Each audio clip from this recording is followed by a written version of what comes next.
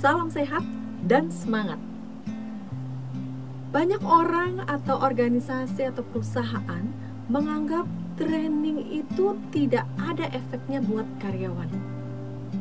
Perilaku atau cara kerja karyawan sama saja antara sebelum dan sesudah training. Bahkan ada karyawan peserta training pun menganggap sepertinya sama saja sebelum dan sesudah training. Jadi training dianggap membuang-buang waktu atau bahkan biaya. Training diadakan hanya sebagai formalitas. Padahal training merupakan salah satu cara belajar yang relatif cepat. Misalnya dibandingkan dengan membaca buku sendiri. Training pun terbukti memberikan efek atau membawa perubahan pada knowledge, skill, dan attitude yang juga akhirnya membawa perubahan perilaku. Betul bahwa training tidak akan ada manfaatnya atau tidak efektif ketika apa yang sudah diperoleh atau dipelajari tidak diimplementasikan.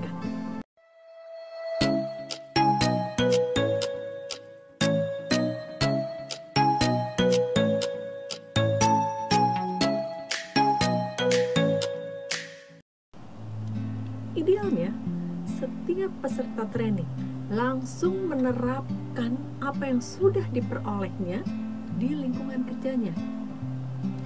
Namun tidak semua melakukan hal itu.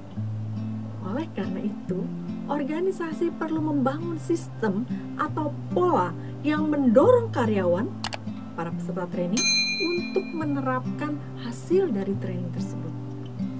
Disinilah pentingnya untuk melakukan evaluasi training. Kirkpatrick memperkenalkan 4 level model evaluasi training. Yang pertama, level 1 adalah reaction. Level ini mengukur bagaimana reaksi peserta terhadap training yang diikuti. Yang dievaluasi antara lain instrukturnya, bagaimana menyampaikan materi, apakah dinamis atau monoton, apakah bisa membangun suasana, metode yang digunakan, lalu juga apakah topik yang diberikan bermanfaat atau sesuai dengan harapan, termasuk juga evaluasi terhadap fasilitas yang digunakan, kenyamanan ruangan, makanan, peralatan. Jadi semua hal yang ditemukan sepanjang training itu berlangsung. Evaluasi ini perlu dilakukan untuk menjadi referensi untuk pelaksanaan training yang berikutnya. Level 2, learning. Level 2 ini mengukur pembelajaran yang sudah didapatkan melalui training yang diikuti. Pengetahuan atau keterampilan apa yang sudah dipelajari oleh peserta. Biasanya evaluasi dilakukan dengan memberikan pretest atau tes yang diberikan sebelum training dan post-test atau tes yang diberikan setelah training. Sampai dengan level 2 ini, biasanya organisasi atau perusahaan masih banyak yang melakukan. Level berikutnya, level 3, yaitu behavior. Level ini mengukur perubahan perilaku yang terjadi setelah proses training. Hal ini dilihat dari bagaimana peserta mengaplikasikan materi yang sudah mereka dapatkan dalam perilaku kerja mereka. Memang ketika organisasi berharap bahwa peserta langsung mengimplementasikan sendiri, sepertinya hal ini sulit terjadi. Lalu bagaimana caranya? Untuk bisa melakukan evaluasi level 3 ini, peserta diminta untuk membuat rencana tindakan terkait dengan materi yang didapat.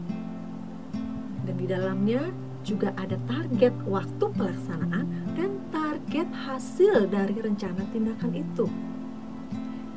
Disinilah dibutuhkan partisipasi dan peran atasan untuk melakukan evaluasi level 3 ini. Karena atasanlah yang terlibat langsung dengan karyawan tersebut dalam kegiatan kerja sehari-hari. Bahkan akan akan lebih baik bila evaluasi dilakukan secara periodik. Misalnya sebulan sekali setelah training dilakukan. Dan ini juga bisa menjadi salah satu topik bila melakukan coaching, karena mendorong anggota tim untuk lebih berkembang. Nah, inilah juga sebagai salah satu tantangan bagi atasan untuk mengembangkan anggota timnya. Level yang keempat, result.